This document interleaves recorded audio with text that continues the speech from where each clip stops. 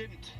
Just said right there at the beginning of the race, Kevin, turn 2 is definitely one of the turns that is the trickiest here, especially door-to-door. Run out of real estate. There's an apron and even the bump now. That bump is massive. They can unload your car as you've got wheel in it. Spins people out. And before they repave that section of the corner, you could use the apron to kind of cheat down the racetrack. And I think that's what Kyle was trying to do, was cheat down the racetrack a little bit to give himself room to Logano. But now that transition of the inside lane and the outside lane are sharper, it makes it much tougher.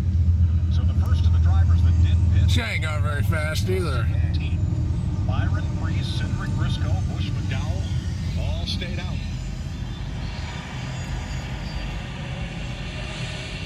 Back to green. He's gonna have to cross over, won't he? No. No? Not this guy. We're wide turn 2. Yeah. Well, that's those old tires and new tires coming. To see a lot of cars tied almost into the fence there, 2 or 3 deep of rows. It's one thing when you go back on a refire, Kevin, on old tires, trying to figure out how much grip it gave up. Well, and these guys up in the front of the pack, they want to run as far away as they can, get singled out as much as they can, because they know that those new tires are going to get to a point of catching them in some way, shape, or form. But track position is still going to be very, very, it's going to be key, I guess is the best way to put it. There's going to be a point where the tires take over from that track position, but we'll have to see if the 4 or 5 laps that they ran, if that's going to take place. Todd Gilliland, Michael McDowell, teammates last year, not so this year. Look at this. Yeah.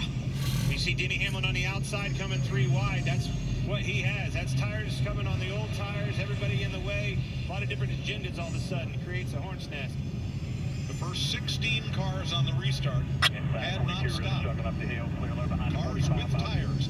Buescher has made his way up to 8th. Wallace up to 11th. Gibbs, Reddick, Nemechek all in the back of the top 20 trying to advance here. That really showed you the difference in tires with Nemechek on the outside and Reddick blowing his doors off on those new tires. And that's the hard part when you have a mixed tire strategy like that. Denny got stuck behind that car, and Larson or Reddick was able to drive right by on the bottom.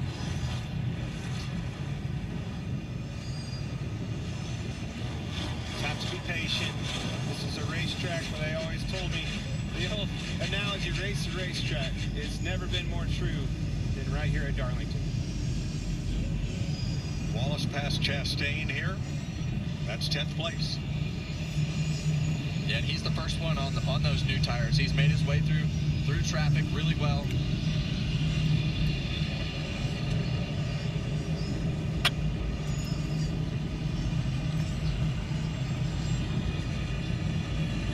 Such a difficult racetrack at the beginning of these races, Clint, because you know the adjustments that you made on your car from practice. You're trying to fill your car out. You're trying to protect yourself. You're trying to make progress forward. You're trying to decide where to run on the racetrack. So many decisions to make. But as we saw with Kyle Larson, the line that you it's a long train, is much thinner than everywhere else that we go because of the room on the racetrack and the grip in the tires.